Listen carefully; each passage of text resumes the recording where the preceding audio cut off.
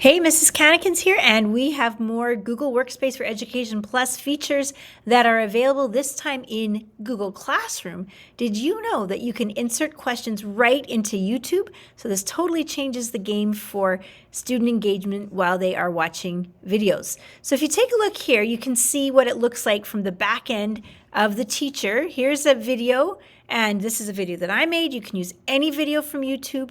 And you can see here that there are questions embedded along the way. If I scroll down here, you can see questions from the teacher side. So that's what we are headed toward. In our Google Classroom, along the right-hand side, you see Home, Calendar. Resources is where you actually go to create a YouTube video with questions embedded. So I'm going to click on Resources, and then here I can add a practice set, or I'm going to click New Video Activity. So now I can actually just search right inside of YouTube. One of my favorite videos is Sharks 101 by National Geographic. Something magical. If the video that you are searching for has this little AI glitter and 6 suggested questions, that means that you can actually insert AI questions right into that video. So I'm going to click Add. And then you can see here that already there are multiple choice questions that have been provided. So of course, with any AI, we should always check those out, make sure that we're the human in the loop. So down here, I can see at 45 seconds, there's an AI generated question. I'm going to click on that, and we can see here, approximate length of a whale shark, 40 feet, 50, 20, 60 feet, and it gives the answer. You can see here that we can also shuffle the order if we want to mix that up. And so I would go through here and I would check each of these when I'm ready and they are good. If I need to change them, let's say, for example, maybe I thought that the answer options made the real answer too obvious. I could change any of these, save and continue. Anywhere along the line, I could come into the timeline. I could add a question right here, put add multiple choice,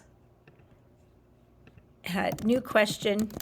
If I only want 3 answers, I can get rid of them. In fact, I can even only have 1 answer if I want in multiple choice. And sometimes I use that if I just want to give people information that they're going to read, have to stop and read in the middle of my video and then carry on. So I do have to give it an answer choice. If I forget to do that, it gives me usually a little error. You can see here that we can add multiple choice, we can add checkbox, we can add open-ended questions.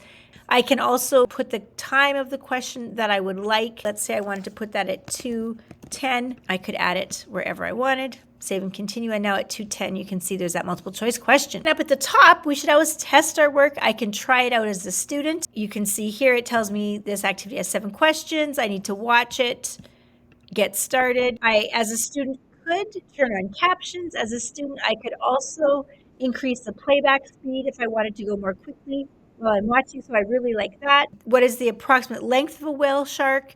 There's that question, and you can see what it looks like for a student. So if I pick one and hit submit, it tells me try another answer. I got it wrong. So I can skip the question or rewatch. I'm going to click done as a teacher.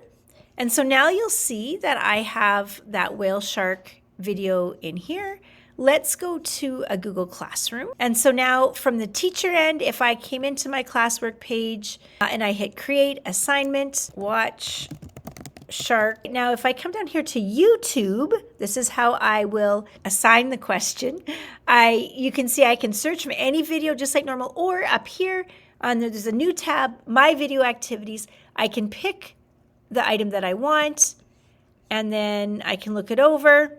And here, this is also cautioning us about human checking AI. It says this activity has used suggested questions.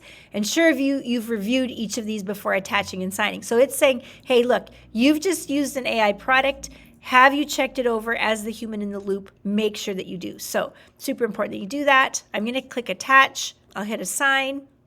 And then what happens is as they do those questions, I actually get a teacher view of some logistics. Let's take a look at what that looks like. See, this is a assignment that I have had students do previously. You can see I get this dashboard of who has completed it.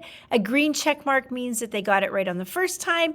A light green check mark means that they had 2 or more attempts. And if I actually go into each individual student, I can see that specifically. If there are open answer questions, then I have to go in and mark those myself. A little bit of information about how you will create your questions inside of YouTube, how to assign them, and then what it looks like on the teacher end afterwards.